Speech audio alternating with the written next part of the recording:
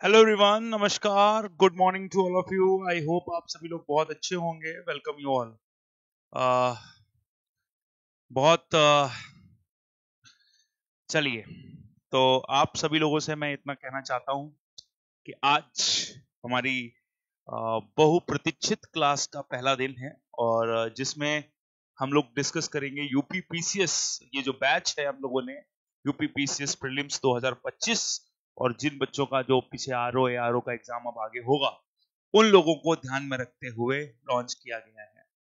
तो आज इसकी हम लोग पहली क्लास ले रहे हैं और इस क्लास की शुरुआत हम इंडियन इकोनॉमी से करेंगे। लेकिन इससे पहले हम प्रोग्राम से जुड़े हुए कुछ जरूरी एस्पेक्ट आपके साथ साझा कर देते हैं सो दैट आपके लिए बहुत आसान हो जाएगा इस प्रोग्राम से जुड़ना।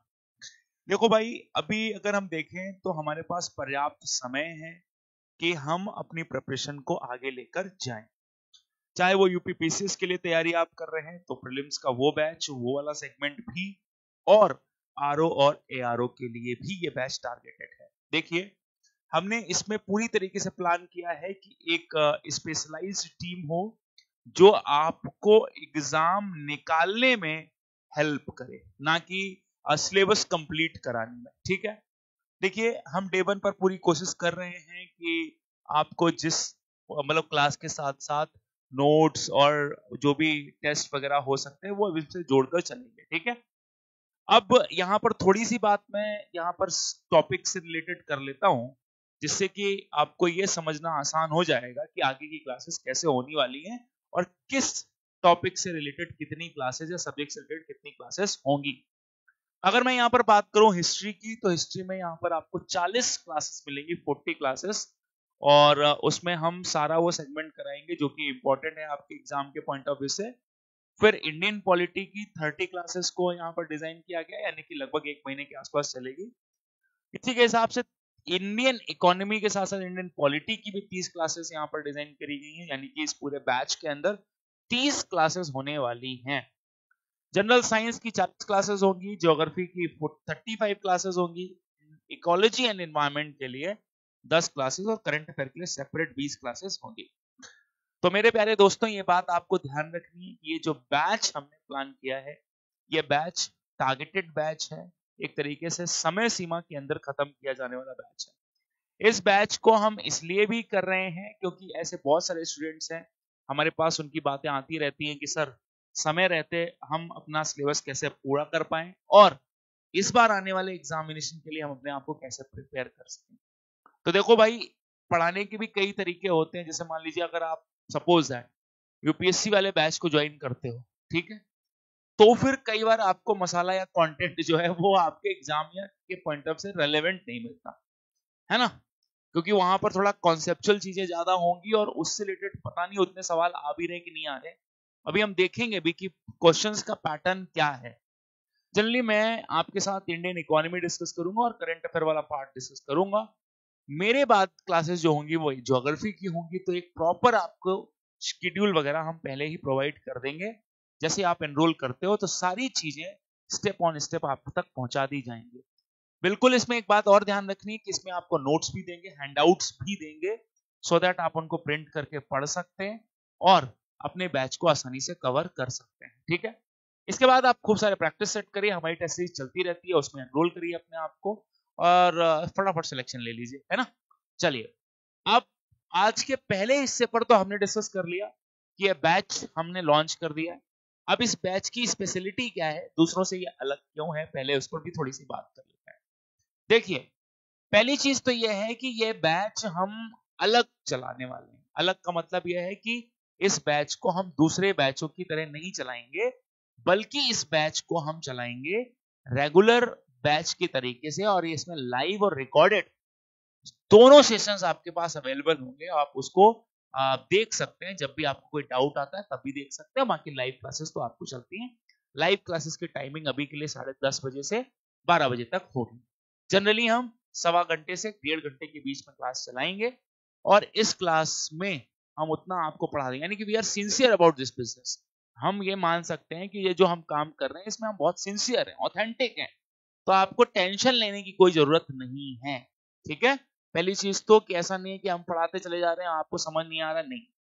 कोशिश हमारी ये भी है कि ये जो 1 महीने का मैं पीरियड लूंगा या 1 महीने का जो क्लास लूंगा, इस पीरियड ऑफ टाइम में अगर कोई आपको डाउट क्लियरिंग भी करनी है, डाउट्स का भी कोई सेशन रहता है, यानी कि अगर कोई डाउट अलग से, तो उसके लिए भी मैं अवेलेबल रहूंगा और सारे सब्जेक्ट के टीचर्स भी अवेलेबल रहेंगे।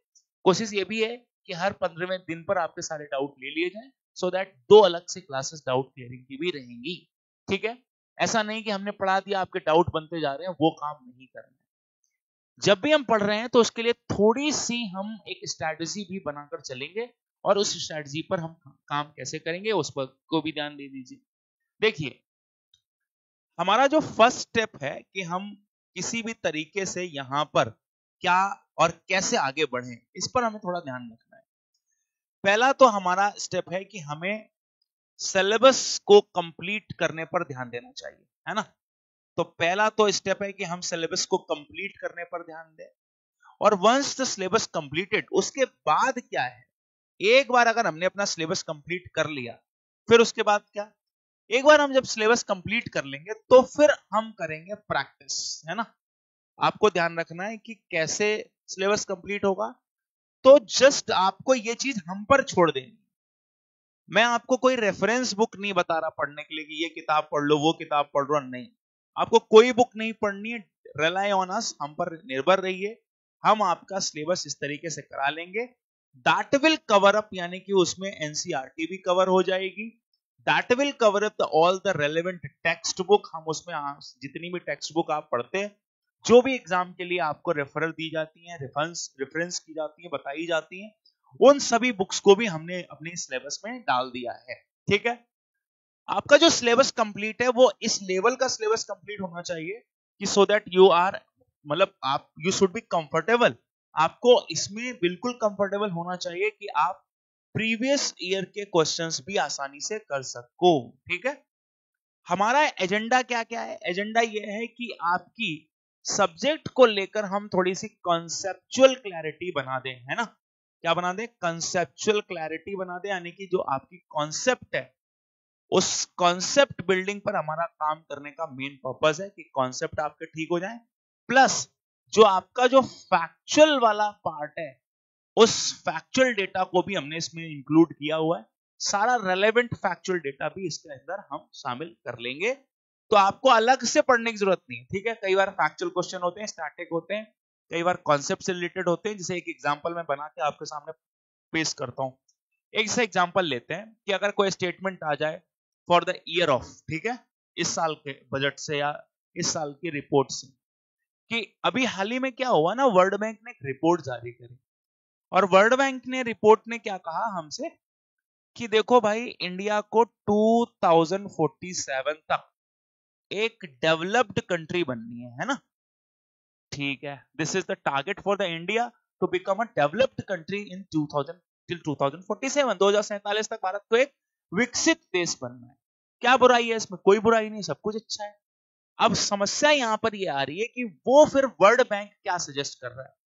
वर्ल्ड बैंक ने सजेस्ट किया कि हमें ना अपनी ग्रोथ रेट को थोड़ा सा बढ़ाना पड़ेगा। तो यहां पर कहा कि 7% से ऊपर ग्रोथ रेट रखेंगे, सो दैट हम, यानी कि 7.4% के आसपास ग्रोथ रेट होगी, तो जाकर हम ये जो हाई इनकम कंट्रीज का स्टेटस पाना चाहते हैं वो स्टेटस हम पा देंगे। अब मुझे एक बात बताओ, क्वेश्चन इसी तरीके से, अब वहां पर फैक्ट पूछ रहा कि कितने परसेंट से 7.4% रखनी, तो ये चीज मुझे पता होनी चाहिए कि वर्ल्ड बैंक का क्या सजेशन था, क्या रिकमेंडेशन थी, इंडिया को क्या करना है। At this point of time हम 6.4% की ग्रोथ रेट या 6.5% की ग्रोथ रेट से आगे बढ़ेंगे, ऐसा अनुमान लगा रहे हैं। आरबीआई भी बोल रहा है, गवर्नमेंट भी बोल रही है, सारे ये बोल रहे हैं। तो लेकिन हमें जो अचीव करना है वो अचीव करना है, पता चलता है हाई इनकम कंट्री का स्टेटस, तो हमें ग्रोथ रेट को और बढ़ाना पड़ेगा यहां पर। तो ये भी फैक्चुअल क्वेश्चन है, लेकिन ये करंट से निकाल दिया उन्होंने, है ना। तो करंट से निकाल, तो इस तरीके का आपको ध्यान रखना है कि डेटा इसमें फैक्ट तो है, लेकिन फैक्ट के साथ साथ आपको इसमें करंट का भी इंक्लूजन करना पड़ेगा, तब जाके आप इसको सही से कर पाओगे। जैसे कई बार क्वेश्चन पूछते हैं कि इस बार इंडियन इकोनॉमी में कितना फिस्कल डेफिसिट होगा, है ना। अब देखो, हमने बजट पढ़ा और बजट में हमें किसी ने बताया कि हमारा इस बार का राजकोषीय घाटा यानी बजट में जो घाटा होगा वो कितना होगा। तो हमें पता होना चाहिए कि 4.5% के आसपास गवर्नमेंट ने एस्टिमेशन किया है। अब ये जो डेटा है ये डेटा फैक्चुअल भी है और ये डेटा करंट का भी, तो ये भी ध्यान रखना। और कई बार कई सारे ऐसे फैक्ट्स जो पहले के होते हैं, जैसे पिछले दिनों में बीपीएससी की प्रीवियस ईयर की क्वेश्चन ले रहा था, तो उसमें पूछा था कि पहली बार साइंटिफिक तरीके से नेशनल इनकम किसने मेजर की, तो ये भी एक फैक्ट है, लेकिन ये करंट का फैक्ट नहीं है ना, ये करंट का फैक्ट नहीं है। तो फैक्ट भी हो सकता है बट उसमें करंट का भी इंक्लूजन होना चाहिए, फिर आपको चांद लगते हैं। अभी जैसे मैं आपको दिखाऊंगा कुछ क्वेश्चन तो आप ज्यादा समझ पाओगे इस चीज को। तो सिलेबस कंप्लीट हो सो दैट उस सिलेबस के अंदर एनसीईआरटी का भी इंक्लूजन हो, टेक्स्ट बुक्स जो हैं वो भी हो, और प्रीवियस ईयर के क्वेश्चंस भी हम करने में कैपेबल हो। इस तरीके से हमारा जो सिलेबस है वो कंप्लीट होना चाहिए। किसी भी तरीके की प्रिपरेशन अगर आप खुद से भी करते हो तो भी आपको इन चीजों का खास ख्याल रखना चाहिए, है ना, कि एनसीईआरटी भी आपकी कंप्लीट हो जाए, उसी में आ जाए, टेक्स्ट बुक भी आ जाए, प्रीवियस ईयर क्वेश्चन भी आप कर लो, ये चीज। अब वो इन टेक्स्ट बुक को पढ़ते हुए या ये पूरा सिलेबस पढ़ते हुए अगर आप खुद से पढ़ रहे हो तो कॉन्सेप्ट बिल्डिंग होनी चाहिए, फैक्चुअल डेटा आना चाहिए, उसमें से करंट भी इंक्लूड होना चाहिए। तो एक अभ्यर्थी के लिए या एक स्टूडेंट के लिए क्या टफ है, तो ये सारी चीजों को वो कंपाइल करें।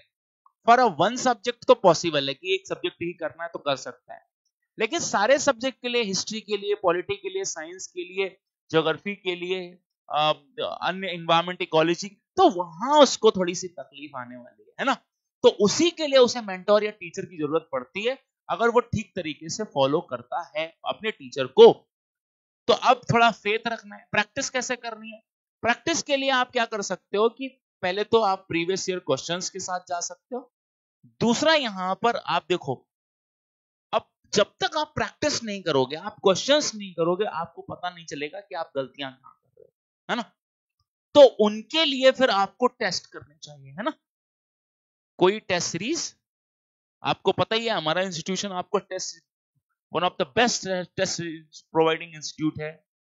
तो उसमें तो कोई दिक्कत ही नहीं है, आपको टेस्ट सीरीज के तो बेस्ट ऑप्शंस यहां से मिल जाएंगे।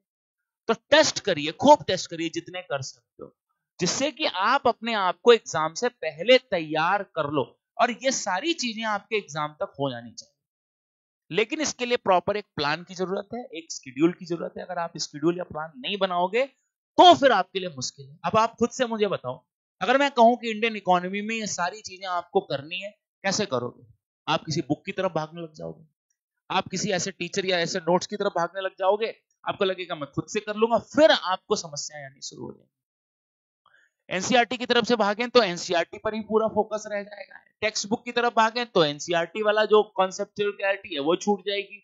फिर पता चलता है फैक्चुअल डेटा की तरफ भागें तो उसमें हमें अंदाजा लग रहा है कि करंट नहीं इंक्लूड हो रहा है। तो ये इसी चीज के लिए ये बैच होता है, इसी बात के लिए बैच होता है। अब 30 दिन में अगर मैं सारा कुछ आपको बता दूं कि कहां से कैसे करना है, क्या पढ़ना है, उनके क्या कॉन्सेप्ट है, क्या फैक्चुअल डेटा है, क्या करंट अफेयर है, तो आपके लिए बहुत आसान हो जाएगा उसे क्रैक करना, हो जाएगा। और एक निश्चित समय अवधि के अंदर आप अपनी प्रिपरेशन को सॉल्व यानी कि एक मुकाम दे पाओगे। तो वो चीज हमें समझनी है यहां से, और उसकी रेलेवेंस मैंने आपको बता दी कि जब इस तरीके के सिलेबस चलेंगे। पॉलिटी में बहुत सारे बच्चे कॉन्स्टिट्यूशन पढ़ लेते हैं, लेकिन पॉलिटी वाला हिस्सा आपको समझना पड़ेगा, यानी कि जो उसका करंट अफेयर का पार्ट है वो कैसे आप पढ़ोगे, वो कौन सी किताब में लिखा, वो तो समसामयिक घटनाओं पर आधारित है, कंटेम्परेरी इश्यूज पर आधारित है। तो उसके लिए आपको टीचर यहाँ पर हेल्प करेगा, और ये बैच भी उसी के लिए हमने बनाया, जो बच्चे यहाँ पर सिंसियर है। अगर मैं आपको यहाँ पर समझाऊं कि भाई अगले कुछ समय के अंदर हम कौन से टॉपिक्स करने वाले हैं, थोड़ा उस पर भी बात कर लेते हैं। पहली चीज तो यह है कि there are some topics which are relevant in your examination, जहां पर, अच्छा पहली बात आपको याद रखना, हिंदी और इंग्लिश बाइलिंगुअल बैच है ये, हिंदी और इंग्लिश में दोनों एक साथ लेकर चलेंगे, टेंशन की बात नहीं है, ठीक है। हिंदी और इंग्लिश को एक साथ लेकर चलेंगे, ठीक है। चलिए, अब यहां पर इन्होंने क्या कहा, इन्होंने अब जैसे यहां पर अगर हम देखें तो हम कौन से ऐसे टॉपिक्स हैं जो हम कवर करेंगे एग्जाम के पॉइंट ऑफ व्यू से फॉर द नेक्स्ट 30 डेज। हम अगले 30 दिनों के अंदर कौन से ऐसे टॉपिक्स हैं जिन पर रिलाई कर सकते हैं। आप अगर नहीं भी लेते हो एडमिशन कोई बात नहीं, लेकिन आपको ये टॉपिक्स आने चाहिए जो हम आपके साथ डिस्कस करने वाले हैं। पहला तो है introduction. What is the meaning of introduction? Introduction के अंदर हम बेसिक इकोनॉमी के हिस्से को रखते हैं। जैसे अगर मैं आपसे कहूं कि what is the meaning of introduction, तो अपन ये कह सकते हैं कि इंट्रोडक्शन वाले पार्ट में हम रख सकते हैं इकोनॉमिक्स क्या है, ब्रांचेस ऑफ इकोनॉमिक्स क्या हैं, इसके साथ साथ टाइप्स ऑफ इकोनॉमिक्स क्या हैं, इकोनॉमिक्स के अंदर इकोनॉमी की सेंट्रल प्रॉब्लम्स क्या हैं, कितने तरीके की इकोनॉमी होती है, फिर सेक्टर्स ऑफ इकोनॉमी क्या हैं, जो नए टाइप ऑफ ट्रेंड्स सुनने में आ रहे हैं, चाहे गिग इकोनॉमी हो, केयर इकोनॉमी हो, मोनेटाइज्ड इकोनॉमी हो, तो ये जो वर्ड्स हैं, ये सब वर्ड्स हमें बिल्कुल क्लियर होने चाहिए। ठीक है, ओपन इकोनॉमी क्या होता है, क्लोज इकोनॉमी क्या होता है, capitalistic economy, socialistic economy, mixed economy, developed economy, developing economy, under developed economy, ये सारी चीजें क्लियर होनी चाहिए, क्योंकि इससे रिलेटेड भी सवाल आते हैं, याद रखना। और वो सारी चीजें हम इंट्रोडक्शन में आज और कल वाले हिस्से यानी कि 2 वीडियोस के अंदर पढ़ लेंगे, कोई टेंशन की बात नहीं है। इसके अलावा ग्रोथ एंड डेवलपमेंट, तो आपको पता ही होगा ये वाला चैप्टर बेसिकली जीडीपी, एनडीपी या जीडीपी, जीएनपी ऐसे कॉन्सेप्ट पर आधारित है ना। जीएनपी, जीवीए, इस तरीके की अवधारणाओं पर आधारित है, ये ऐसे चलता है ये बैच। ठीक है, तो ये इस वाले टॉपिक के अंदर हम पढ़ेंगे कि ग्रोथ क्या है, डेवलपमेंट क्या है, कई डेवलपमेंट के मेजर्स पढ़ते हैं, जैसे ह्यूमन डेवलपमेंट इंडेक्स हो गया, है ना, जेंडर डेवलपमेंट इंडेक्स हो गया, जेंडर इनइक्वालिटी इंडेक्स हो गया, तो इस तरीके की चीजें भी इसके अंदर डिस्कस करनी है। फिर आते हैं मनी एंड इन्फ्लेशन। तो इन्फ्लेशन का टॉपिक हमेशा इंपॉर्टेंट रहता है, कभी पूछा जाता है, कभी नहीं पूछा जाता, and if you are preparing for the UPPCS तो रेलेवेंट है, और नहीं आता तो कई बार आरओ में आ जाता है या कोई और एग्जामिनेशन में भी आ जाता है, तो वो चीज हमें ध्यान रखनी है। लेकिन ये टॉपिक सबसे हॉट फेवरेट टॉपिक होते हैं, यहां से क्वेश्चन बनते हैं। लेकिन मेरे दोस्तों, सब टॉपिक आवे चाहे ना आवे, लेकिन 2 टॉपिक अपने को आने चाहिए। उन टॉपिक्स में अगर आपके एग्जाम में 10 सवाल पूछते हैं तो 2-3 सवाल तो वहां ही पूछ लेंगे वो। एक है बैंक एंड फाइनेंशियल मार्केट्स।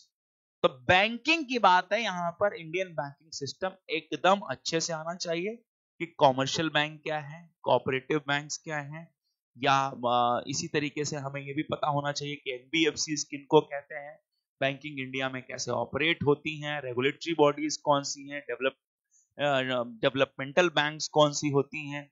तो ये सारा जो स्ट्रक्चर ऑफ बैंकिंग है ये पता होना चाहिए, क्योंकि ये अक्सर न्यूज़पेपर में आता रहता है। अब इसके बारे में ठीक से कंटेंट कहां पर होगा तो वो अपनी क्लास में हो जाएगा, कोई दिक्कत की बात नहीं है। देन नेक्स्ट टॉपिक होगा वो मॉनेटरी पॉलिसी है। मौद्रिक नीति क्या पॉलिसी है ये? मॉनेटरी पॉलिसी की अगर मैं बात करूं तो इसमें repo rate, reverse repo rate, standing deposit facility, या फिर बैंक रेट, ओएमओ, है ना, MSF rate, credit rationing, margin requirements, इस तरीके के जो टर्म्स हैं और जो टॉपिक्स हैं वो हमें इसके अंदर कवर अप करने होते हैं। आपको पता होगा कि monetary policy is one of macro economic policy which determines the India's financial market. बहुत हद तक यहाँ पर भारत की वित्तीय नीतियों को निर्धारित करने का काम इसी पॉलिसी के अंदर होता है। तो ये एक ऐसी पॉलिसी है जो देश का भविष्य तय करती है। ठीक है, ध्यान रखना। हिस्ट्री की क्लास कब से स्टार्ट होगी? हिस्ट्री की क्लास जल्दी शुरू हो जाएगी होपफुली। मुझे लगता है कि मेरे बाद हिस्ट्री की क्लास होनी चाहिए, है ना। बस मुझे आप ये समझ लीजिए कि अभी हम प्रयास में हैं, सारा शेड्यूल आपको दे दिया जाएगा, सभी बच्चों को दे दिया जाएगा। हिस्ट्री के one of the best faculty हमारे पास हैं, और जब आप उनसे मिलेंगे उनको बहुत अनुभव है, उन्होंने तमाम इंटरव्यू दिए हुए हैं, और मैं यही कह सकता हूं कि आपको उनसे पढ़ने के बाद ये पता चलेगा कि हिस्ट्री इस डायमेंशन से भी पढ़ी जा सकती है। इतना उनको नॉलेज है हिस्ट्री को लेकर कि मैं कभी भी मिलता हूं तो काफी ऊर्जा मिलती है उनसे मिलने के बाद, और पता चलता है कि इतिहास के विशेष जानकार हैं। तो जल्दी ही आप लोगों से मुलाकात करवाऊंगा और इस चीज का भी सॉल्यूशन देंगे कि, और वो जब वो रणनीतियां बताएंगे तो वो तो क्या बात है, मजा ही आ जाएगा आपको। ठीक है, चलिए फाइनेंशियल मार्केट की बात करें तो वित्तीय बाजार, ये जो शेयर मार्केट होता है, ये जो बॉन्ड मार्केट होता है, ये जो म्यूचुअल फंड सुनते हैं, ईटीएफ सुनते हैं, इनविट्स सुनते हैं, रिट्स सुनते हैं, पार्टिसिपेटरी नोट सुनते हैं, मसाला बॉन्ड सुनते हैं, तो ये सारी चीजें जो होती हैं ये सारी चीजें यहाँ पर आपको दी जाएंगी, यहाँ पर मैं पढ़ाऊंगा इस वाले टॉपिक में, और ये आपको आनी चाहिए if you are going to appear in this examination, क्योंकि यहाँ पर प्रश्न ऐसे पूछे जा सकते हैं। कुछ सैंपल क्वेश्चंस भी मैं आपको दिखाऊंगा, डोंट वरी। फिर आते हैं, हमारा एक टॉपिक है गवर्नमेंट बजट। बजट वाला टॉपिक भी ऐसा टॉपिक है ना दोस्त, जिससे सवाल अक्सर आते रहते हैं। और बजट में दो हिस्से, एक तो हो गया प्रोसीजर ऑफ बजट, कि बजट कैसे बनता है, बजट किस कौन से टर्म्स होते हैं। जैसे कई बार हम बजट पढ़ते हैं, बजट में तो कुछ हिस्सा आपको पॉलिटी का भी आना चाहिए ठीक से, तब जाकर आप बजट को ठीक से बना पाओगे, कि गवर्नमेंट रिसीप्ट क्या है, एक्सपेंडिचर क्या होते हैं, रेवेन्यू रिसीप्ट, रेवेन्यू एक्सपेंडिचर, है ना। तो इस तरीके के जो टर्म्स होते हैं वो भी हमें पता होने चाहिए, वो एग्जाम के पॉइंट ऑफ व्यू से रेलेवेंट होते हैं, ठीक है। फिर टैक्सेशन इन इंडिया की बात करें, टैक्सेशन, टैक्स को लेकर तो बड़ी हलचल मस्ती रहती, हर बार बजट में नया नई बातें सुनने को मिलती हमें tax related. Poverty, inequality and unemployment भी सबसे हॉट फेवरेट टॉपिक है। टाइप्स ऑफ अनएम्प्लॉयमेंट को लेकर सवाल हर वर्ष पूछे जाते हैं, कि भारत में बेरोजगारी क्या है, बेरोजगारी का स्तर क्या है, और इससे रिलेटेड जो सर्वे होता है, पीरियोडिक लेबर फोर्स सर्वे, उसमें बताया जाता है कि अनएम्प्लॉयमेंट रेट कितना है, वर्कर पॉपुलेशन रेशियो कितना है, लेबर फोर्स पार्टिसिपेशन रेशियो कितना है। तो देखो, मैं यही आपको बताना चाहता हूं, ये सब टर्म्स हो सकता है आपको नए सुनाई दे रहे हो, नया लग रहा हो, लेकिन मेरे प्यारे दोस्तों आपको ये ध्यान रखना है, ये सारे टर्म्स से आप ये 30 दिनों के अंदर रूबरू हो जाओगे, और आपको लगेगा हाँ कि आपके अंदर कॉन्फिडेंस है। मैं ये सारे शब्द आपको बता रहा हूं कि किस टॉपिक के अंदर क्या पढ़ना, कितनी डेप्थ रखनी है ना। देखो, जनरली हम तो आपको इतना भी पढ़ा सकते हैं, लेकिन हमारे एग्जाम की डिमांड इतनी है, तो we have to find out कि हमें कौन सा इतना सेगमेंट पढ़ना है। मतलब हमें सारा नहीं पढ़ना, हमें क्या पढ़ना है ये हमें पता करना पड़ेगा, और जो हमारे एग्जाम के लिए जरूरी है। एक्सटर्नल सेक्टर, ये एफडीआई वाला जो हिस्सा है, FDI, FPI, current account deficit, है ना। तो ये जो पार्ट है, एक्सचेंज रेट और exchange rate system, depreciation of currency, devaluation of currency, current account convertibilities, free trade agreements, ये सारी चीजें हमें इसमें इंक्लूड करनी है। एंड वन मोर थिंग जो कि सबसे जरूरी है, international economic organisations, IMF, world bank, इनके रिलेटेड कौन सी रिपोर्ट जारी होती है, ये भी हमें पढ़ना है। And one more thing, that is government schemes, जो यहां पर नहीं लिखी हुई है, इसका भी हमें सेगमेंट करना है। इसके कम से कम तो मुझे लगता है 3 या 4 क्लासेस में करनी पड़ेगी, है ना। तो ये प्यारे दोस्तों, ये चीज आप ध्यान रखिए, ये हम सिलेबस जो है अगले 30 दिनों के अंदर कवर करेंगे। आप मेरे साथ चलिए बस, और चीजें बहुत अच्छी और आसान आपके लिए हो जाएंगी। हम जरा यहां पर देखते हैं कि पिछले वर्षों में किस प्रकार के प्रश्न पूछे गए। कई बार आपके दिमाग में बहुत हवा बना दिया जाता है, आपको ऐसा लगता है कि चीजें बहुत जटिल हैं, कठिन हैं, इनके प्रश्न छोड़ देंगे। आप रियलाइज करिए, अगर वो 12 से 15 क्वेश्चन आप आसानी से कर लो, और उनमें सारे मत करो, लेकिन आपको ये चीज समझना पड़ेगा कि किसी एक सेगमेंट से आप एग्जाम पास नहीं कर सकते, आपको सबको वेटेज देकर चलना पड़ेगा। एक टॉपिक है पॉपुलेशन, ज्योग्राफी वाले भी पढ़ाते हैं और इकोनॉमी वाले भी पढ़ाते हैं। सेंसस 2011 में हुआ, सवाल आपके सामने 2024 में। इस प्रकार के प्रश्नों के लिए बहुत दिमाग लगाने की जरूरत नहीं है, लॉजिक से भी इस प्रकार के प्रश्न किए जा सकते हैं। प्रश्न दिया हुआ है कि बताओ जनसंख्या के आधार पर निम्नलिखित राज्यों को अवरोही क्रम में सजाइए। ठीक है, तो अवरोही क्रम में सजाइए मतलब डिसेंडिंग ऑर्डर में, गिरते हुए क्रम में। सबसे पहले आपको बताना था सबसे ज्यादा जनसंख्या किसकी होगी, तो सबसे ज्यादा जनसंख्या उत्तर प्रदेश की होगी। देखिए कहां पर है पहला वाला ऑप्शन, तो या तो ये दोनों कट गए, एलिमिनेट हो गए। दूसरी सबसे ज्यादा जनसंख्या किसकी हो सकती है यार, इनके बीच तो बिहार की हो सकती है, तो डी सही हो गया, बात खत्म हो गई। तो कई बार ना हम पूरा क्वेश्चन ना भी पढ़े, हम लॉजिक से चलें तो वो भी हो सकता है, लेकिन यहां तो हम लॉजिक से कर लेंगे। लेकिन क्या ये सवाल हम लॉजिक से कर लेंगे कि कौन सी रिपोर्ट किस संस्था के द्वारा जारी की जाती है, इसके लिए देखो पढ़ाई की जरूरत होगी। जैसे यहां पर लिखा हुआ है मानव विकास रिपोर्ट कौन जारी करता है, तो मानव विकास रिपोर्ट जारी करता है यूएनडीपी, है ना। वर्ल्ड इकोनॉमिक रिपोर्ट को आउटलुक कौन जारी करता है, आईएमएफ। वर्ल्ड इन्वेस्टमेंट रिपोर्ट कौन जारी करता है, अंकटाड, है ना।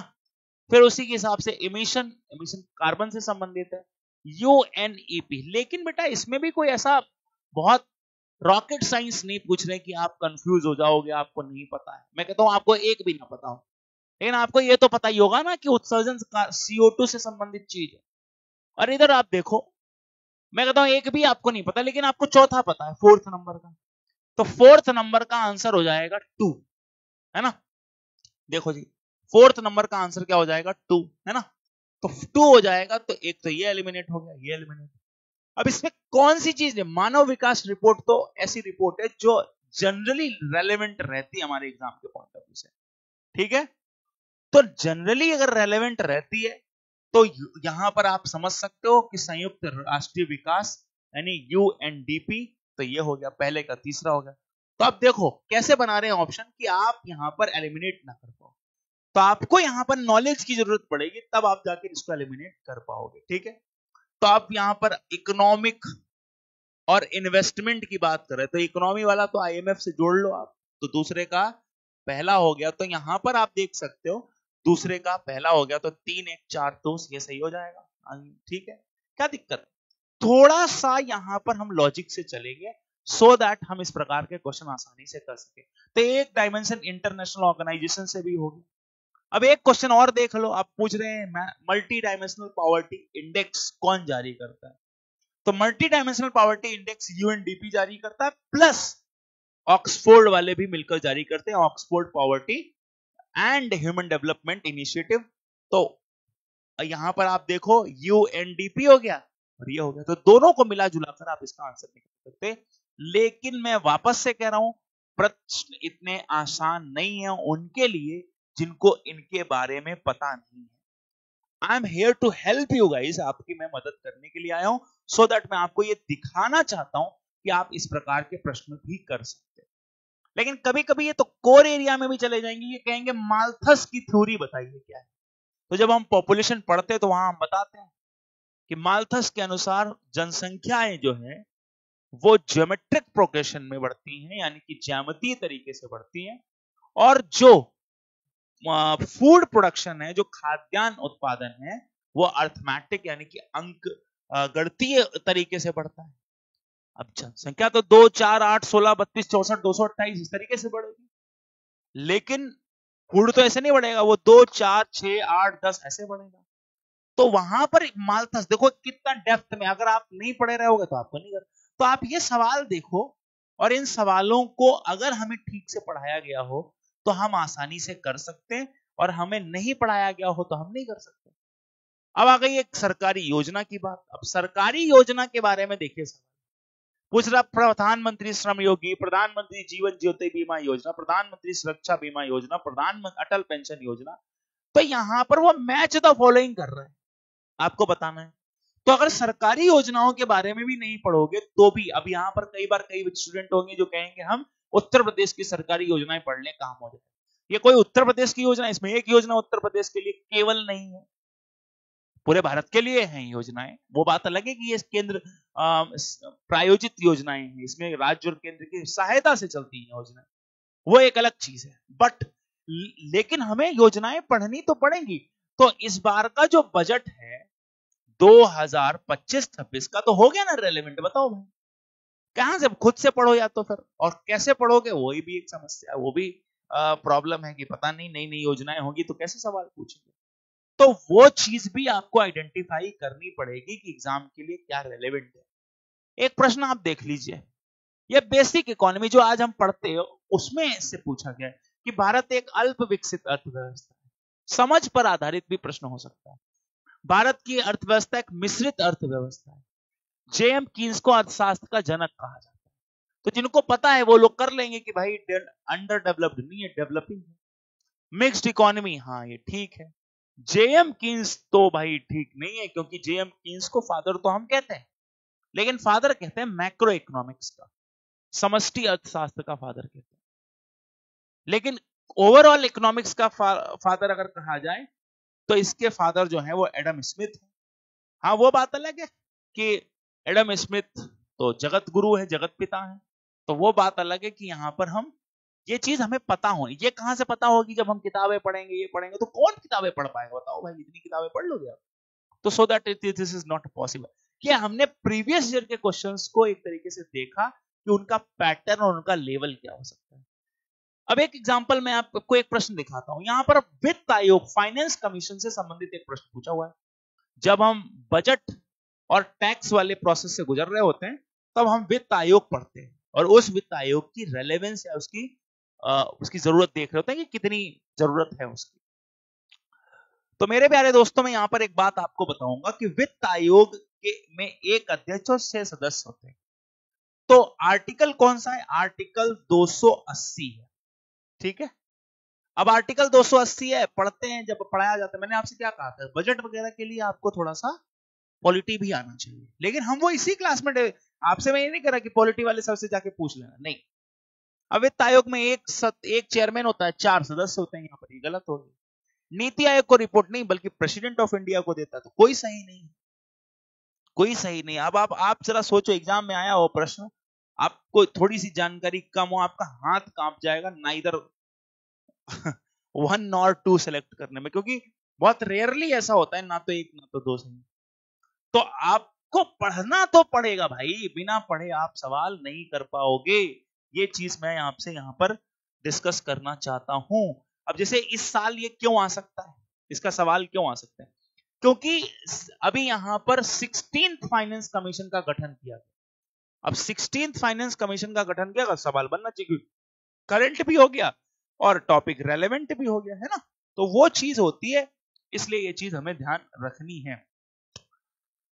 चलिए, तो उम्मीद करते हैं कि आपको मेरी बातें समझ में आ गई होंगी कि मैं आप तक क्या समझाना चाहता हूं और आप तक क्या पहुंचाना चाहता हूं। तो पिछले आधे घंटे के अंदर हमने ये वाला सेगमेंट देख लिया। थोड़ी सी आज पढ़ाई भी कर लेते हैं, अगर आप अलाउ करेंगे। पढ़ाई हम आज इंट्रोडक्शन वाला पार्ट देखते हैं, थोड़ा थोड़ा करके आगे बढ़ेंगे और कल प्रॉपरली लेक्चर अब आज से लेक्चर शुरू हो गया, ये ध्यान रखना, ठीक है। अगले 30 दिनों के अंदर हमें इसे कवर करना है, ये भी हमें याद रखना है, सब लोगों को याद रखना है और सबको उसके हिसाब से ही चलना है, ठीक है। चलिए, तो सबसे पहले हम सिलेबस में डालेंगे हेडिंग और आज की क्लास यहीं से शुरू कर लेते हैं कि हम पढ़ने जा रहे हैं इंडियन इकोनॉमी, ठीक है। इंडियन इकोनॉमी, भारतीय अर्थव्यवस्था। देखिए, भारतीय अर्थव्यवस्था लिख तो दिया है, लेकिन इसकी पहली जो हेडिंग होगी वो भारतीय अर्थव्यवस्था नहीं होगी, बल्कि होगी इकोनॉमिक्स। क्या होगी? इकोनॉमिक्स वर्सेस इकोनॉमी, ठीक है। ये इसकी पहली हेडिंग होगी, मतलब अर्थशास्त्र, ठीक है, वर्सेस अर्थ व्यवस्था। आप हिंदी में इसको लिख सकते हैं अर्थशास्त्र बनाम अर्थव्यवस्था, ठीक। शुरू करते हैं आज की क्लास, श्री गणेश कर देते हैं, देखते हैं सबसे पहले कि ये इकोनॉमिक्स होता क्या है, ठीक है। क्योंकि कई बार हम कई जगह लिखा हुआ देखते हैं इकोनॉमिक्स और कई जगह लिखा हुआ देखते हैं इकोनॉमी, ठीक है। जहां हम इकोनॉमिक्स लिखा हुआ देखते हैं, इसका मतलब क्या है? इकोनॉमिक्स एक थ्योरेटिकल कॉन्सेप्ट है, थ्योरेटिकल कॉन्सेप्ट है, मतलब एक सैद्धांतिक विचारधारा है, ठीक है, सैद्धांतिक विचारधारा है। अच्छा जी, सैद्धांतिक विचारधारा का मतलब क्या है कि इसके कुछ नियम कानून होते हैं, रूल्स एंड लॉस, वो इसमें हमें स्टडी करने हैं, ठीक है। तो हम यहां पर देख सकते हैं कि इकोनॉमिक्स इज अ साइंस। आइए, मैं हिंदी और इंग्लिश दोनों में लिखकर चलूंगा। Economics is a social science where we study about production, distribution, consumption of commodities, ठीक है। तो हम लिख सकते हैं कि अर्थशास्त्र अर्थशास्त्र अर्थशास्त्र वस्तुओं अर्थशास्त्र सामाजिक विज्ञान की वह शाखा है जहां हम वस्तुओं एवं सेवाओं से संबंधित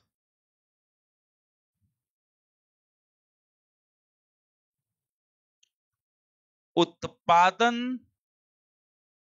वितरण एवं उपभोग का अध्ययन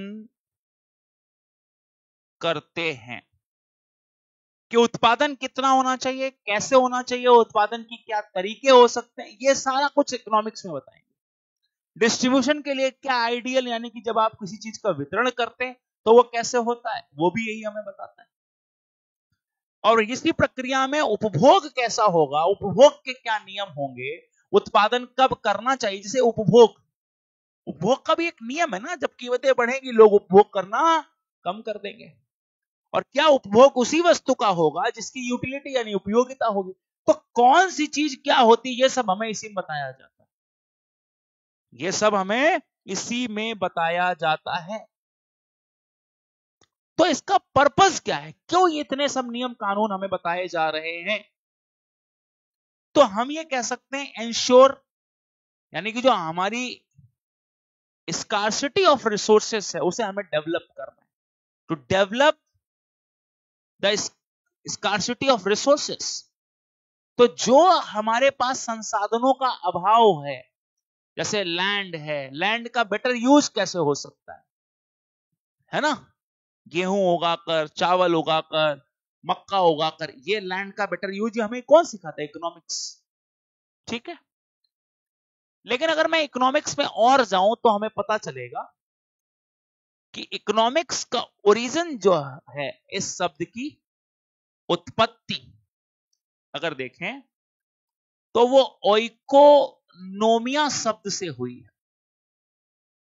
किससे हुई है, ओइकोनोमिया, और जिसका मतलब होता है हाउस होल्ड मैनेजमेंट। याद रखना, कई बार पूछते हैं घरेलू प्रबंधन, ये इसका अर्थ है भाई इकोनॉमिक्स का। तो आपको ध्यान रखना है कि एक सोशल साइंस है जिसमें प्रोडक्शन, डिस्ट्रीब्यूशन, कंजम्पशन, इनसे रिलेटेड अध्ययन करना है।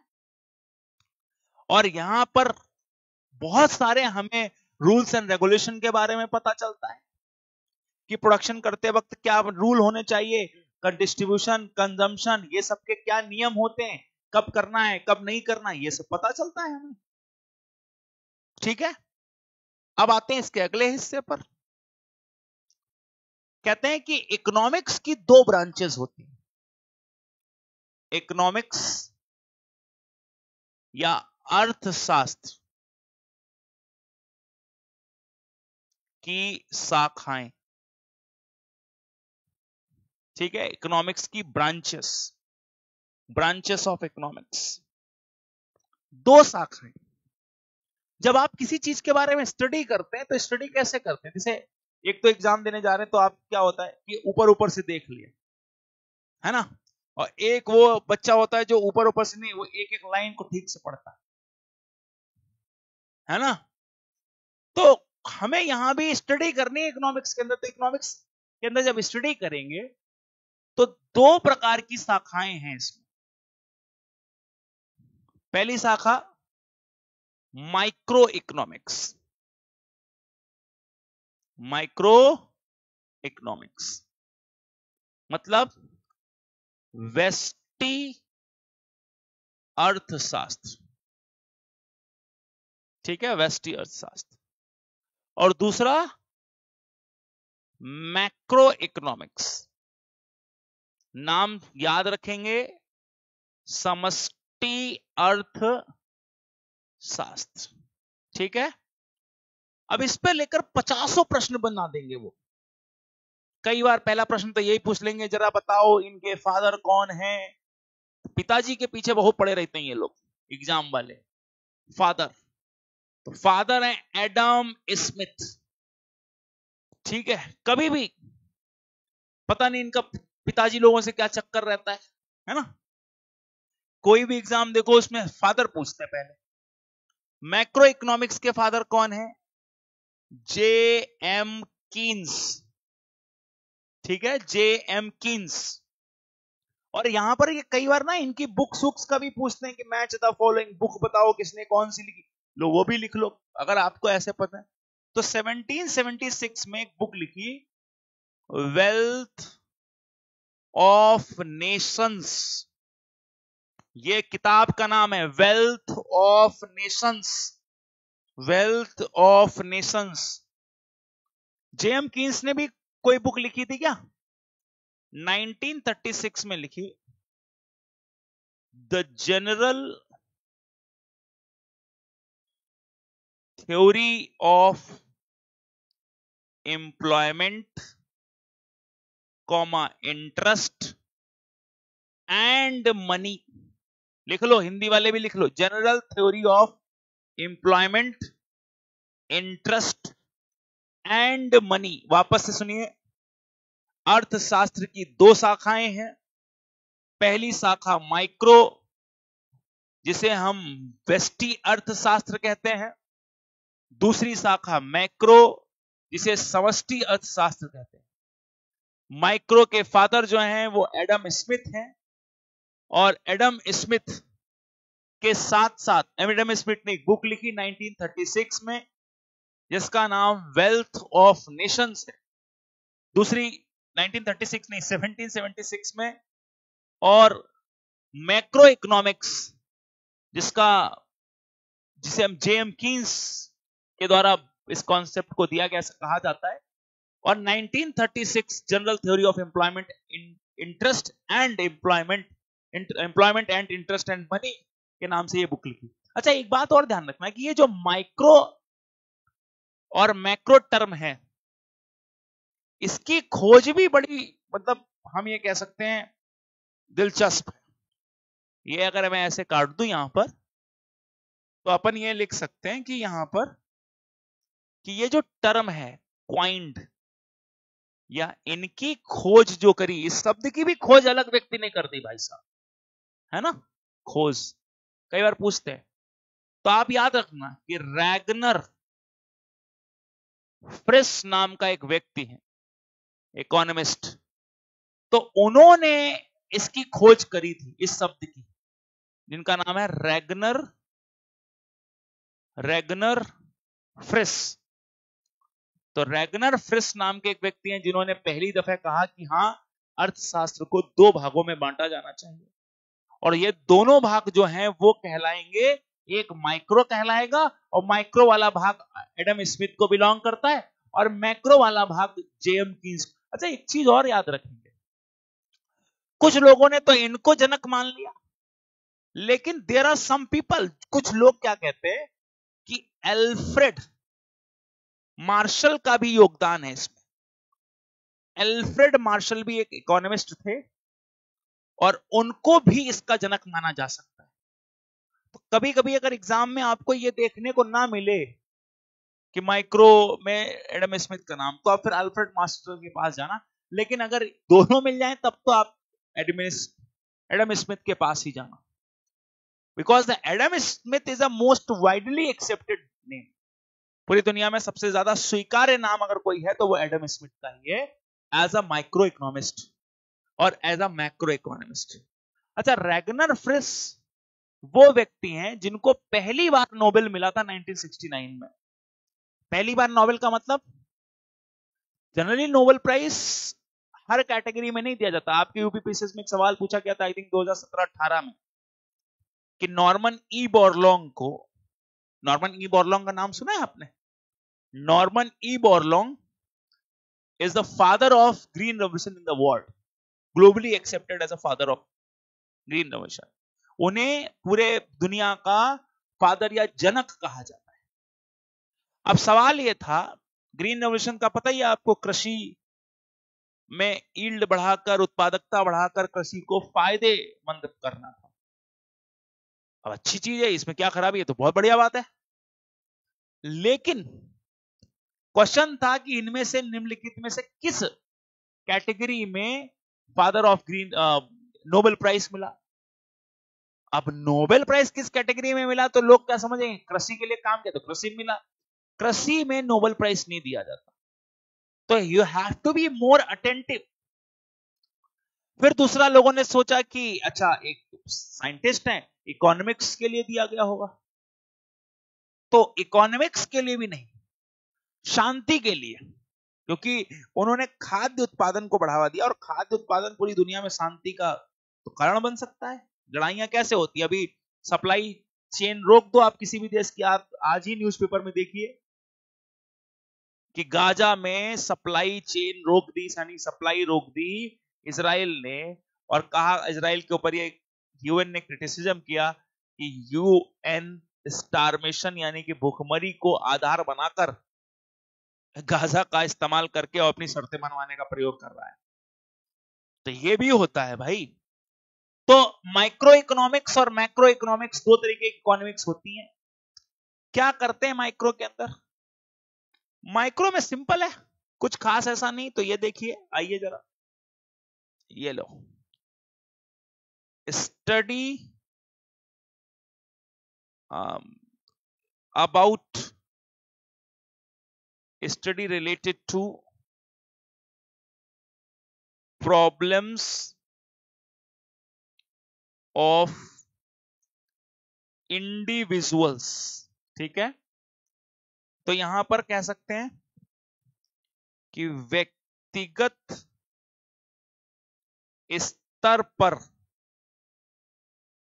समस्याओं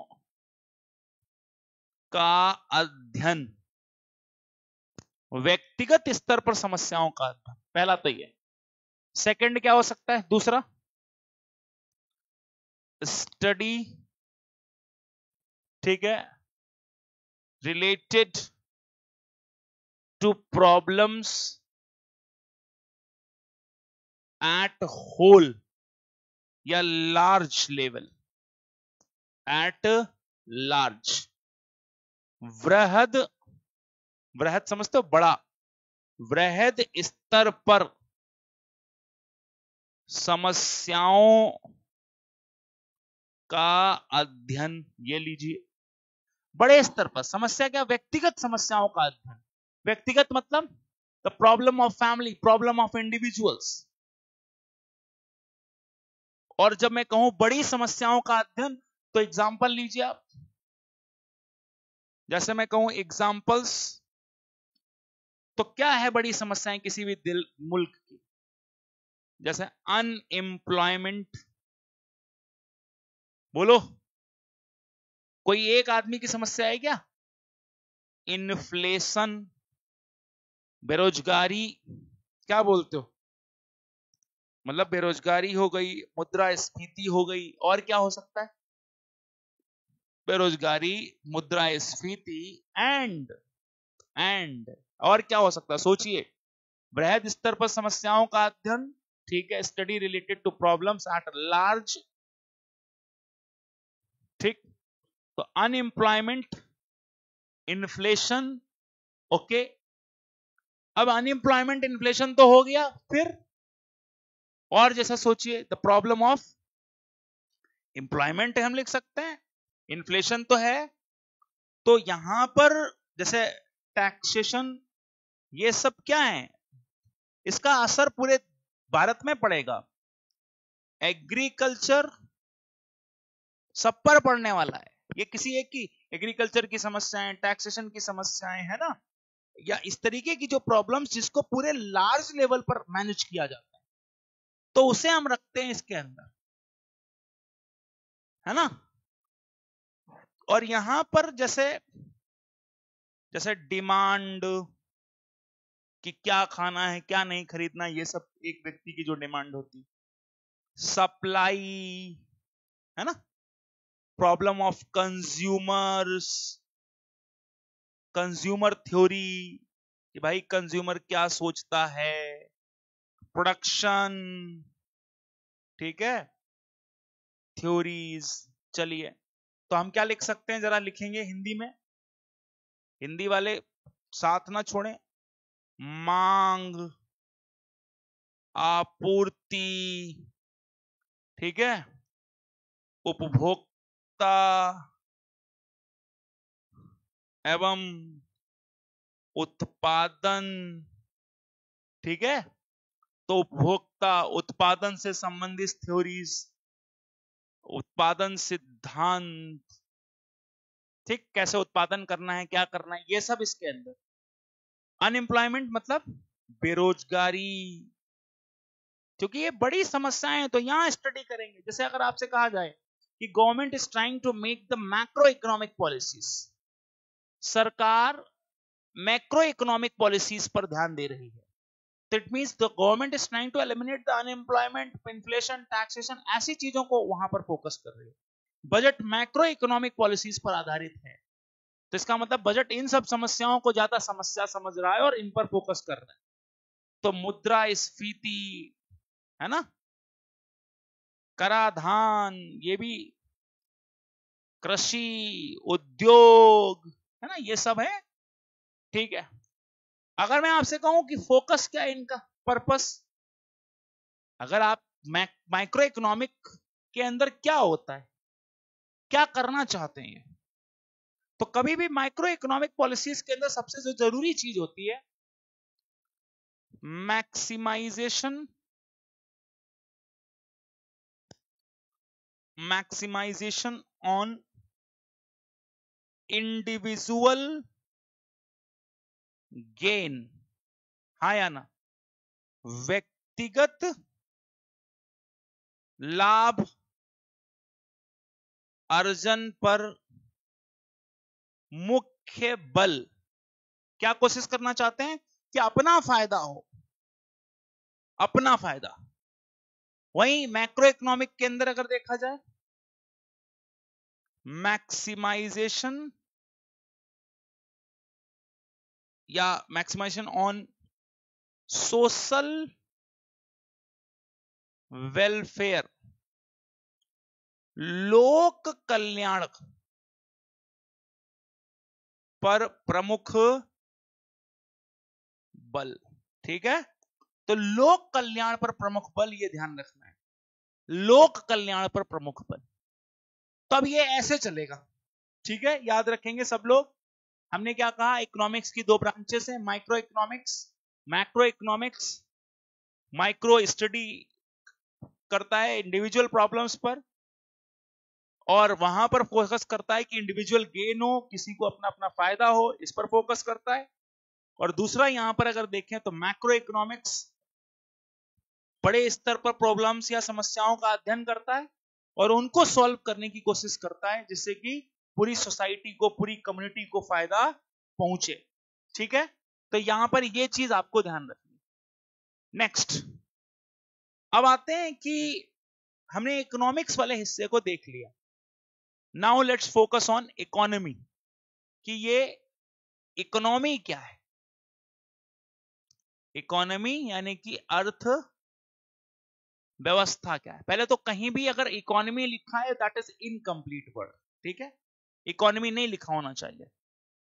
क्यों नहीं होता वो भी मैं आप डिस्कस करूंगा। इकोनॉमी इट इज, हाँ, हम ये कह सकते हैं कि इकोनॉमी गलत शब्द हो सकता है, क्योंकि उसे किसी ना किसी रीजन या क्षेत्र से जोड़कर लिखा जाना चाहिए, जैसे Indian economy, US economy, Pakistan से इकोनॉमी ना, ऐसे करके।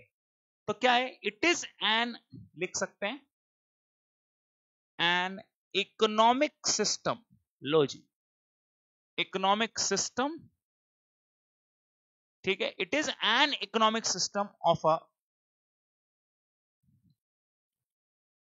Particular reason,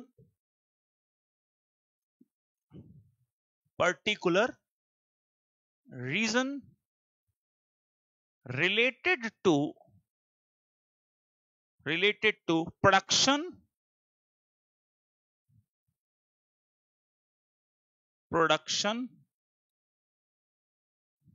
distribution and consumption। ठीक है, तो क्या लिखा है इसमें, देखिए क्या लिख सकते हैं, एक ऐसी आर्थिक व्यवस्था, आर्थिक प्रणाली, एक ऐसी आर्थिक प्रणाली जिसका संबंध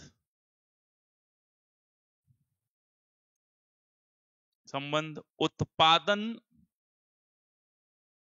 उपभोग, वितरण एवं उपभोग से है, उपभोग से है। एक ऐसी आर्थिक प्रणाली जिसका संबंध उत्पादन, वितरण एवं उपभोग से है, जो कि किसी निश्चित क्षेत्र, देश एवं राज्य में होने वाली आर्थिक गतिविधियों को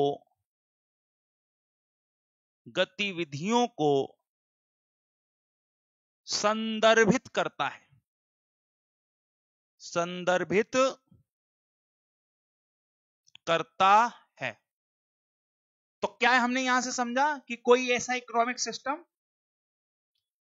जो कि जहां पर सारी एक्टिविटी हो रही है। एग्जांपल के तौर पर देखिए, जैसे मान लो ये एरिया है, अब ये कोई ना कोई आप इसे देश ले लो कि ये देश है, ठीक है। इस देश के अंदर जो भी आर्थिक क्रियाएं हो रही हैं, क्रियाएं क्या होती हैं, आर्थिक क्रियाएं उत्पादन, वितरण, उपभोग, इन्हीं आर्थिक क्रियाओं को हम अर्थ व्यवस्था कहते हैं।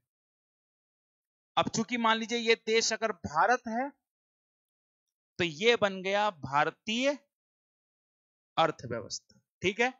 Whatever the activity is being performed within the territory, that is known as the Indian economy। इसे यहां पर जो आर्थिक क्रियाएं हो रही हैं, उत्पादन, वितरण, उपभोग, यही भारतीय अर्थव्यवस्था। अब यहां पर जब हो रही हैं तो आपको यह ध्यान रखना है कि ये सारी चीजें इन्फ्लुएंस्ड बाय, इन पर असर पड़ता है, प्रभाव, किन चीजों से ये प्रभावित हो सकती हैं। जरा सोचिए, किसी भी देश की अर्थव्यवस्थाएं या आर्थिक क्रियाएं किस चीजों से, तो हम लिख सकते हैं गवर्नमेंट पॉलिसीज। अब इसीलिए अलग अलग देशों में अलग अलग अर्थव्यवस्थाएं होती हैं, है ना। गवर्नमेंट पॉलिसीज यानी कि सरकारी नीतियां, हो सकता है, हो सकता है। दूसरा, इस पर भी डिपेंड करती है टेक्नोलॉजिकल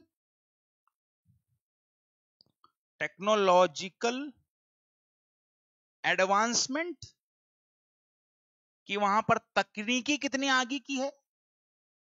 बोलो, उस देश के अंदर उस देश की इकोनॉमिक कंडीशन पर भी डिपेंड करता है कि नहीं, या उस देश के रिसोर्सेस या संसाधनों पर भी डिपेंड करता है। बोलो, करता है। तो ये सारी चीजें के आधार पर ही हम तय करते हैं कि कोई भी अर्थव्यवस्था, अगर अब जैसे मैंने कहा यहां पर सारी आर्थिक क्रियाएं हो रही हैं, उत्पादन, वितरण, उपभोग, इसे ही अर्थव्यवस्था कहना, ठीक है। अर्थव्यवस्था अधूरा है किसी पर्टिकुलर रीजन के अतिरिक्त, क्योंकि वो कहीं ना कहीं एक्टिविटी हो ही रही है, लेकिन इन सारी चीजों को, इन एक्टिविटीज को अर्थव्यवस्था कह रहे हैं हम। तो ये इन चीजों से प्रभावित भी हो सकती है। इसीलिए अक्सर हम लोग कहते हैं कि कोई भी अर्थव्यवस्था विकसित है, यहां पर ज्यादा अच्छी सरकारी नीतियां हैं तो विकसित अर्थव्यवस्था। हम मान लेंगे कि वो कैसी है, डेवलप्ड। अगर वहां अच्छी टेक्नोलॉजी है तो डेवलप्ड, इकोनॉमिक कंडीशन अच्छी है, रिसोर्सेज अच्छे हैं तो डेवलप्ड हो जाएगा वो धीरे धीरे काम करके।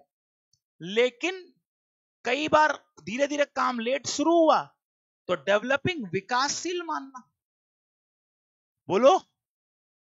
और कई बार शुरू ही नहीं हो रहा, ना सरकार ठीक नीतियां बना रही, टेक्नोलॉजी का कोई विस्तार नहीं हो रहा, बस सब मरे पड़े हैं, कोई कोई हो ही नहीं रहा देश के अंदर, तो हम मान लेंगे कि भाई ये डेवलप्ड नहीं होकर ये क्या है, ये एक अंडर डेवलप्ड। क्या नहीं कि अगर अपन देखें तो वहां की आर्थिक गतिविधियों से ही तो पता चलता होगा कि वो देश अल्प विकसित है, विकासशील है। वो है क्या, बोलिए, वो है क्या भाई, वो कैसा है देश। इस पूरे देश के अंदर एक सेंट्रल प्रॉब्लम भी। अच्छा, ये पूरी अर्थव्यवस्था का केंद्र बिंदु क्या है, इसका केंद्र बिंदु क्या है। अगर मैं इसका केंद्र बिंदु देखूं तो सेंटर पॉइंट देखूं तो क्या है सेंटर पॉइंट, धन, मनी। क्योंकि ये पूरी अर्थव्यवस्था उसी की तरफ घूम रही। अर्थव्यवस्था घूम ही इसीलिए रही क्योंकि पैसा है, पैसा ना होता ना घूमती है, कहीं कुछ नहीं घूमती है, पड़ी रहती। तो एक ऐसा इकोनॉमिक सिस्टम जहां पर इकोनॉमिक एक्टिविटीज हो रही हैं, इकोनॉमिक एक्टिविटीज लिख सकते हैं, प्रोडक्शन, डिस्ट्रीब्यूशन एंड कंजम्पशन, इसको लिख सकते हैं अपन, ठीक है। तो government policies, technological advancement, economic conditions, तो ये सारी चीजें होती हैं। विकसित, विकासशील एंड अंडर डेवलप्ड अगर कोई कंट्री है तो वो क्यों है, वो हमें पता चलता है ना। वो यहीं से पता चलेगा हमें, क्योंकि वहां पर अगर आर्थिक क्रियाएं अच्छी हो रही हैं तब तो बहुत अच्छा, नहीं हो रही तो नहीं। अब जैसे इस तरीके के मुल्क में एक समस्या हो सकती है, जैसे कभी भी हम देखते हैं तो वहां एक समस्या देखते हैं, यानी कि इस पूरे आर्थिक क्रियाओं में एक प्रॉब्लम हो सकती है। इस देश के अंदर क्या प्रॉब्लम हो सकती है, किसी भी देश के अंदर क्या कोई सेंट्रल प्रॉब्लम हो सकती है, यस। सेंट्रल प्रॉब्लम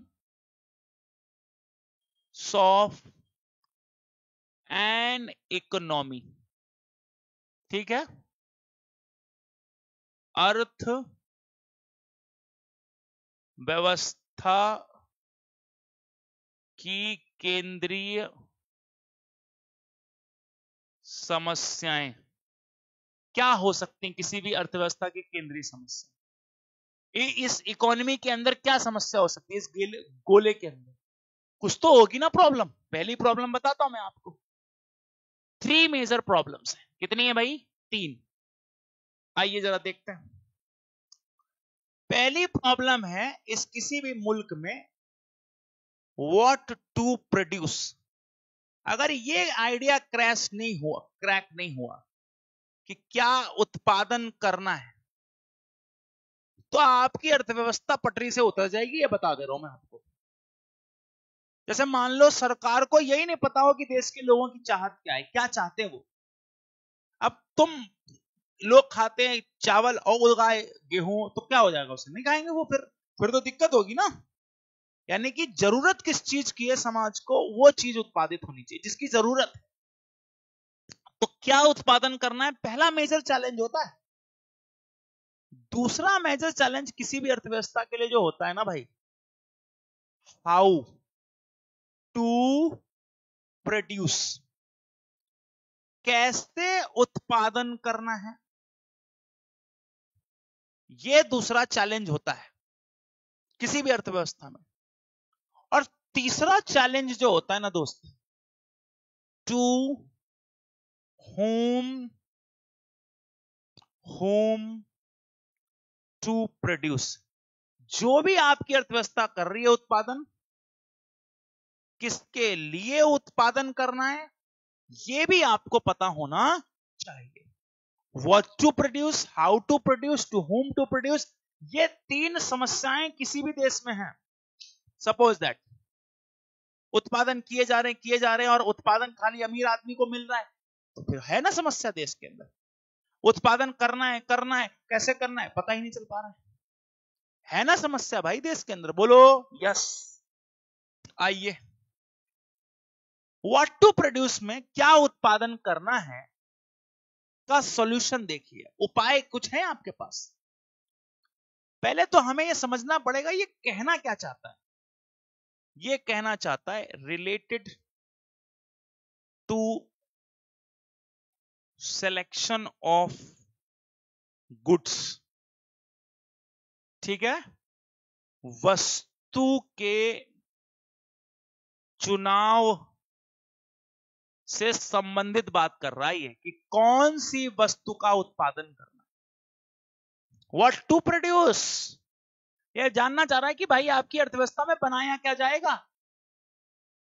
अगर ये वो बात कर रहा है तो इसका जवाब है हमारे पास, तो हम कहेंगे यस, ग्रीन सिग्नल दो। कैसे पता चलेगा? मार्केट एनालिसिस अगर कर लिया जाए, बाजार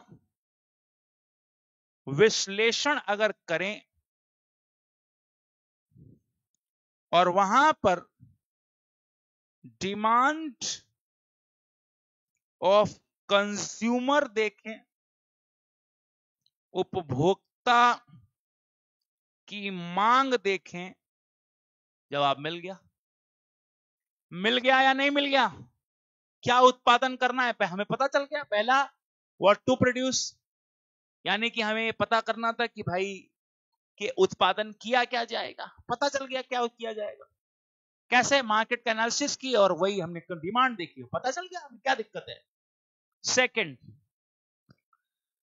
हाउ टू प्रोड्यूस। अब समस्या क्या है कि भाई पता तो चल गया लेकिन उत्पादन करना कैसे। इसका क्या मतलब था? इसका मतलब था रिलेटेड टू, यानी कि सिलेक्शन ऑफ टेक्निक की बात कर रही है। सिलेक्शन ऑफ टेक्निक की बात कर रहा है। तकनीकी का चुनाव, ये जानना चाहता है कि कौन सी तकनीकी प्रयोग करोगे। तकनीक का चुनाव, टेक्निक, तकनीकी का चुनाव, इसकी बात कर रहा है। तो अगर तकनीकी का चुनाव करने की बात कर रहा है तो इसको फिर जवाब दो कि देखो भैया, 2 तकनीकी होती, आपके यहां जो अवेलेबल हो उससे कर लेना।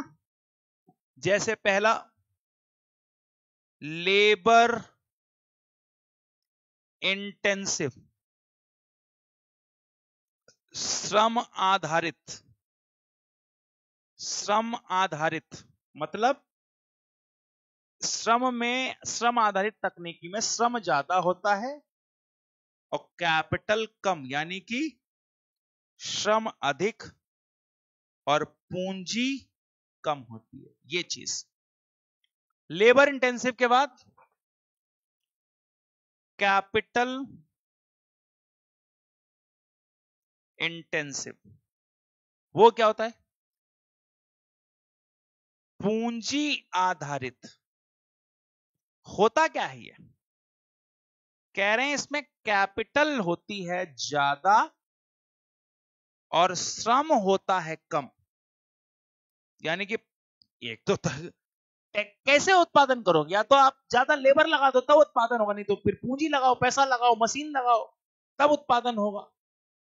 तो लेबर होगा भैया कम, और लेबर कम का मतलब हुआ पूंजी लगेगी ज्यादा और श्रम लगेगा कम, है ना।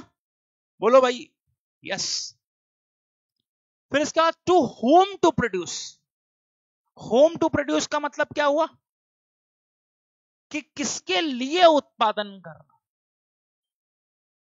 तो यहां पर सिलेक्शन ऑफ सोसाइटी की बात कर रहे हैं। सिलेक्शन ऑफ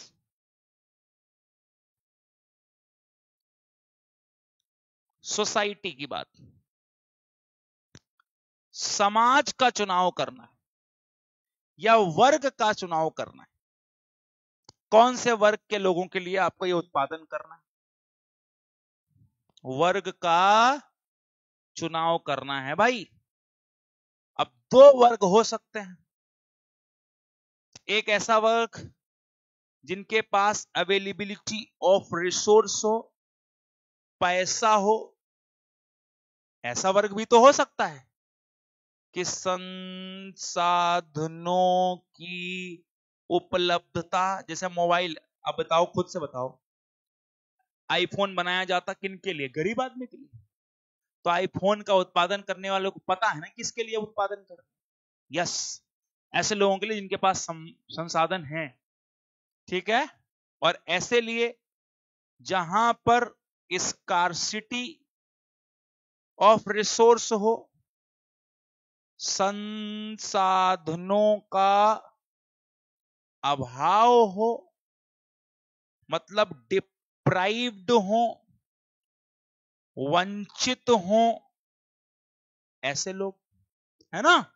तो अब जरा देखो, समस्याएं थी, उन समस्याओं का हमने सॉल्यूशन देख लिया है यहां पर, ऐसे करके what to produce, how to produce, to whom to produce, किसको क्या उत्पादन करना है, कैसे उत्पादन करना है, ये सब हमने देख लिया कि नहीं? जल्दी बताओ, बोलो। बहुत बेसिक सी चीज थी, इसमें कोई खास बहुत रॉकेट साइंस नहीं समझनी है, बहुत बेसिक है कि नहीं है? तो वी कैन से दिस कि भाई किसी भी अर्थव्यवस्था के अंदर केंद्रीय समस्याएं हो सकती हैं, लेकिन वो केंद्रीय समस्याएं क्या होंगी, क्या प्रोड्यूस करना है, क्या उत्पादन करना है, कैसे उत्पादन करना है, और कब उत्पादन करना है, इससे ज्यादा किसके लिए उत्पादन करना है, अब इसी में तय करना पड़ेगा। जब मैं उत्पादन कहता हूं तो हमें कुछ बातें और ध्यान रखनी है कि उत्पादन करने के लिए हमें कुछ कारक चाहिए, ठीक है। जब कभी भी आप शब्द उत्पादन देखते हो तो बच्चों याद रखना कि उत्पादन ऐसे नहीं होता कि कोई कहते उत्पादन कर लो, उत्पादन, भारत में उत्पादन बढ़ा दिया जाए, तो उत्पादन बढ़ाने के ना कुछ फैक्टर होते हैं, ऐसे नहीं होता। There are two types of the factors. एक होते हैं फिक्स्ड फैक्टर, फिक्स्ड फैक्टर्स, उत्पादन के स्थिर कारक, जो उत्पादन की अगर देखा जाए तो स्थिर कारक का मतलब है जो उत्पादन के साथ नहीं बदलते। अगर मैं ये बोर्ड बनाने जा रहा हूं, फैन बनाने जा रहा हूं, एसी बनाने जा रहा हूं, तो वो बदलेगा नहीं, वो वही रहेगा। तो फिक्स फैक्टर ऑफ प्रोडक्शन क्या हो सकते हैं?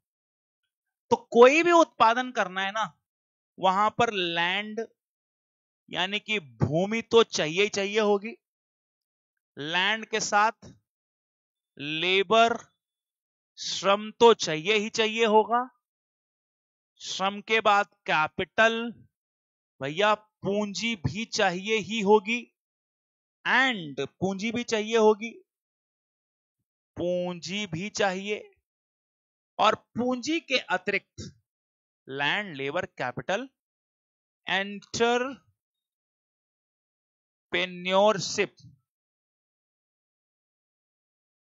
न्योरशिप मतलब उद्यमशीलता भी चाहिए ही होगी। तो ये चार ऐसे फिक्स फैक्टर हैं। कभी भी कोई भी पूछता है कि उत्पादन, जैसे मैंने कहा क्या उत्पादन करना है, तो क्या उत्पादन करना है, सिलेक्शन ऑफ गुड्स, ये सब तो कह रहे हैं, लेकिन बेटा ये होना चाहिए तब आप उत्पादन कर पाओगे। अब ये किसके कंट्रोल में है, उससे कुछ और बातें निकलेंगी। और क्या हो सकता है बेटा? वेरिएबल फैक्टर्स भी होते हैं उत्पादन के, ठीक है। वेरिएबल मतलब स्थिर नहीं, परिवर्तनीय कारक, ठीक है, परिवर्तनीय कारक। और परिवर्तनीय कारक का मतलब क्या है कि ऐसे फैक्टर्स जो, ओहो माफी चाहता हूं, ऐसे कारक चेंजेस अकॉर्डिंग टू प्रोडक्शन, यहां पर हम लिख सकते हैं, इसका मतलब है चेंजेस अकॉर्डिंग टू प्रोडक्शन। ठीक है, उत्पादन में परिवर्तन के साथ परिवर्तित, सोच लो, परिवर्तन, जैसे जैसे प्रोडक्शन चेंज होता है वैसे ये भी, जैसे एग्जांपल लेते हैं रॉ मटेरियल। अब बताओ, मोबाइल का रॉ मटेरियल या कच्चा माल जो है, क्या वो ऐसा है वही कच्चा माल एसी बनाने में लगे? नहीं, फिर तो अलग हो गया ना। कार बनाने का रॉ मटेरियल अलग होगा और इनका अलग। तो उत्पादन, दीज आर द फैक्टर्स जिनसे आप प्रोडक्शन करते हैं। और प्रोडक्शन अगर हम कर रहे हैं, लैंड, लेबर, कैपिटल, एंटरप्रेन्योरशिप। अब यहां पर आप देखो, जैसे भारत जब आजाद हुआ होगा, तो first of all government has to decide, उस टाइम पे गवर्नमेंट हैड टू डिसाइड कि how they will continue their economy. तो इंडिया गॉट फ्रीडम, तो भारत को तो स्वतंत्रता मिल गई, लेकिन अब आगे कैसे बढ़ेगी अर्थव्यवस्था, इस पर बड़ा सवाल होगा। तो आगे अर्थव्यवस्था बढ़ाने के लिए सबसे पहले तो ये सोचा गया होगा कि व्हाट टू प्रोड्यूस, प्रोड्यूस क्या करना है, कैसे प्रोड्यूस करना है, कितना प्रोड्यूस करना है, कहां प्रोड्यूस करना है। ये सब बड़े टेंशन में रहे होंगे नेहरू जी और उनकी मंत्रिमंडल। देन उन्होंने डिसाइड किया होगा कि जो भारत के रिसोर्सेज हैं उनको हमें देखना पड़ेगा। तो जैसे जब इंडिया को स्वतंत्रता मिली, तो सबसे पहले क्या सोचा होगा भारत ने कि एग्रीकल्चर एक बढ़िया तरीका है जहां से हम उत्पादन को बढ़ा सकते हैं और उत्पादन को आगे लेकर जा सकते हैं, है ना। तो एग्रीकल्चर पर बेचारे वो फोकस किए होंगे और कहा होगा कि एग्रीकल्चर सही है, एग्रीकल्चर पर फोकस करके आगे चलते हैं। तो एग्रीकल्चर पर जब फोकस किया, तो एग्रीकल्चर से संबंधित जो रिसोर्स होंगे उनको बढ़ाने पर, उनको स्वतंत्रता देने पर सरकार का रोल और दुनिया भर की सिस्टम करने का प्रयास किया गया होगा। फिर एग्रीकल्चर के बाद उन्होंने सोचा होगा कि हम इंडस्ट्री के उत्पाद को बढ़ाएंगे। आपने पढ़ा है ना, कभी आप पढ़ें तो 5 ईयर प्लान्स भारत में लाए गए थे, याद है।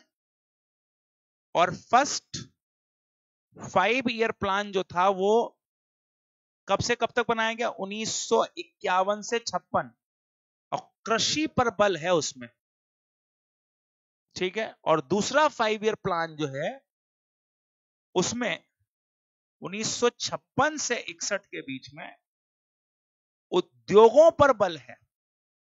तो क्या उद्देश्य है कि जो उत्पादन, जैसे कहा ना कि क्या उत्पादन करना है, तो पहला फोकस कृषि, दूसरी पंचवर्षीय योजना में वो फोकस होगा उद्योग। जैसे दूसरी पंचवर्षीय योजना से संबंधित कहते हैं कि हमने एक टाइम पर यह सोचा कि हम बड़ी बड़ी मशीनें यूरोप से क्यों मंगा रहे हैं, हम अपने देश के अंदर उत्पादन करेंगे उनका। तो कैपिटल गुड्स जो होती है, मशीनरीज वगैरह होती है, वो हमें ना मंगानी पड़े कहीं से। ये चीज हमने सोची। अब कितनी इफेक्टिव थी वो तो भगवान जाने। अभी अब भारत में अभी भी उद्योगों का विकास या विस्तार नहीं हुआ, क्योंकि उद्योगों के विकास के लिए चाहिए निवेश, और निवेश में हमारा हाथ तंग नहीं, बहुत ही ज्यादा तंग है, टंगी हुई है आते हैं उसमें हमारे। तो तंग का तो छोड़ दो आप, ठीक है, इतनी ज्यादा तंग है। फिर उसी समय जब फर्स्ट 5 ईयर प्लान होगा तो सरकार ने देखा होगा कि पूंजी तो हमारे पास नहीं है, तो लोगों को उत्पादन में लेबर ज्यादा फोकस करना पड़ेगा, क्योंकि उस समय बैंकें भी नहीं है, साहूकार बहुत ऊंची दरों पर लोन देते। तो हमारे यहाँ जो इनिशियल विकास है, डेवलपमेंट है, वो लेबर इंटेंसिव है। एक पॉइंट ऑफ टाइम पर सरकार ने यह सोचा होगा कि जो डिप्राइव्ड लोग हैं, जैसे आज भारत में ऐसा होता भी, प्रोडक्शन होता है बहुत सारा, प्रोडक्शन तो अमीरों के लिए हो रहा है, वो तो अलग चीज है, महंगी गाड़ियां, महंगी कारें, महंगी विस्की, महंगी चेन, महंगी घड़ियां, लेकिन गरीबों के लिए वो उत्पादन हो रहा है। अगर वो खरीद नहीं पा रहे हैं तो सरकार उनको वो उत्पादन मुहैया करा रही है ना। तो इनिशियल हमने आज के लेक्चर में ये सारी चीजें देखी, होपफुली रेलेवेंट भी थी। और मैं अपने प्यारे दोस्तों सबसे यही कहूंगा कि कोशिश करिए जल्दी से जल्दी इस बैच में आप अपने आप को एनरोल कर लें, सो दैट आगे की क्लासेस आपको इसी तरीके से उपलब्ध होती रहे। हमारी पूरी टीम आपके साथ लगेगी और मैंने आपको एक ड्यूरेशन दिया हुआ है कि सारी लेक्चर, सारी क्लासेस जो है वो हम टाइमली कंप्लीट कर लेंगे दोस्त। तो मेरा आपसे यही सबसे कहना है कि जल्दी से जल्दी इस वीडियो को शेयर भी कर लीजिए। अभी कुछ दिनों तक यह वीडियो आपके पास एक्सेसिबल होगा, फिर उसके बाद क्लासेस प्लेटफॉर्म पर चलेगी, सो दैट आपकी क्लासेस बिना किसी व्यवधान और बिना किसी समस्या के चलती रहें, आप उसका हिस्सा बने रहें। तो उससे जुड़ने के लिए आप हमारे बैच में एडमिशन ले सकते हो। और अगर आप तक इंफॉर्मेशन नहीं पहुंच पा रही है कि कैसे, how you need to connect it, तो उसके लिए यहां पर मैं आपको नंबर भी दिखा देता हूं। बैच आज से शुरू हो चुका है, मेरी क्लासेस के बाद और भी क्लासेस आती जाएंगी, आप इसमें जुड़ते रहेंगे। 1.25 घंटे से 1.5 घंटे के बीच की क्लास होगी, रेगुलर क्लास चलेगी मंडे टू सैटरडे, याद रखनी है, ठीक है। सामान्य दिन का बैच है, 3 मार्च से शुरू हो रहा है। जिन बच्चों के पास अभी भी श्रेष्ठ पीसीएस एकेडमी का ऐप नहीं है, वो ये ऐप यहां से डाउनलोड कर सकते हैं। आप यहां से हमारी डाउनलोडेड यानी कि रिकॉर्डेड क्लासेस देख पाएंगे और लाइव क्लासेस का लिंक हम आपको प्रतिदिन देते रहेंगे, याद रखना है। हमसे कनेक्ट करने के लिए 9313883336 इस पर ज्वाइन करिए। यहां पर आपको मिलेंगे सर, और वो सर आपको बताएंगे कि इस कोर्स का और क्या फायदा हो सकता है। मैं आपसे यही कहूंगा कि ये बैच बहुत कॉम्पैक्ट है, कंसाइज है और पूरी तरीके से फोकस्ड एंड टारगेटेड है। तो मेरे प्यारे दोस्तों, इस बैच को ज्वाइन करने के बाद आपसे मैं गारंटी करता हूं कि आप अपने अंदर बहुत बदलाव देखेंगे। आपको पता चलेगा कि आपने बहुत सारी नई चीजें भी सीखी। तो कल मिलेंगे इसी नए जोश के साथ, कल नई क्लास में, और फिर इसके आगे चलेंगे। आज के लिए इतना ही। Thank you so much. Have a great day.